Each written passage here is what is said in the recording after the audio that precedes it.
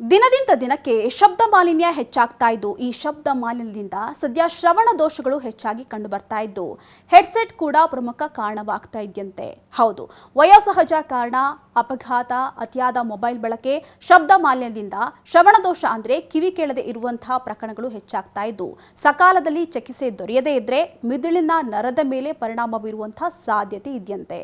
ಹೌದು, ಜಾಗತಿಕವಾಗಿ 150 ಕೋಟಿಗೂ ಅಧಿಕ ಮಂದಿ ಶ್ರವಣ ಸಮಸ್ಯೆಗಳಿಂದ ಬಳಲ್ತಾ ಇದ್ದು ಇದರಲ್ಲಿ 50% ಅಂದ್ರೆ 43 ಕೋಟಿ ಜನರು ಕಿವಿ ಕೇಳದಿರತಕ್ಕಂತಹ ಸಮಸ್ಯೆಯನ್ನ ಹೊಂದಿದ್ದಾರಂತೆ. ಇನ್ನು ಈ ದೋಷಕ್ಕೆ ಪ್ರಮುಖ ಕಾರಣ ಅಂತ ಹೇಳಿದ್ರೆ ಇತ್ತೀಚೆಗೆ ರೇಡಿಯೋ, ಟಿವಿ ಹಾಗೆ ಮೈಕ್, ಮೊಬೈಲ್ ಬಳಕೆ ಮತ್ತು ಹೆಡ್ಸೆಟ್ ಬಳಕೆಯಲ್ಲಿ 60% ಅಧಿಕ ಡಿಸಿಬಲ್ನಷ್ಟು ಶಬ್ದದಿಂದ ಪ್ರತಿದಿನ 30 ನಿಮಿಷಕ್ಕೂ ಹೆಚ್ಚು ಸಮಯ ಕೇಳಿದ್ರೆ ಕಿವಿಯ ಒಳಭಾಗದ ನರಕೋಶಗಳು ದುರ್ಬಲಗೊಳ್ಳಲಿದ್ದು ಚಿಕ್ಕ ವಯಸ್ಸಿನಲ್ಲಿಯೇ ಶ್ರವಣ ದೋಷಗಳು ಕಂಡುಬರಲಿದೆಯಂತೆ. ಹೀಗಾಗಿ ಜನರು ಮೊಬೈಲ್ ಬಳಕೆ ಮಾಡುವಾಗ ಹಾಗೂ ಮಕ್ಕಳಿಗೆ ಮೊಬೈಲ್ ಕೊಡುವಾಗ ಎಚ್ಚರಿಕೆಯಿಂದ ಇರಬೇಕು ಅಂತ ವೈದ್ಯರು ಎಚ್ಚರಿಕೆಯನ್ನು ನೀಡುತ್ತಿದ್ದಾರೆ.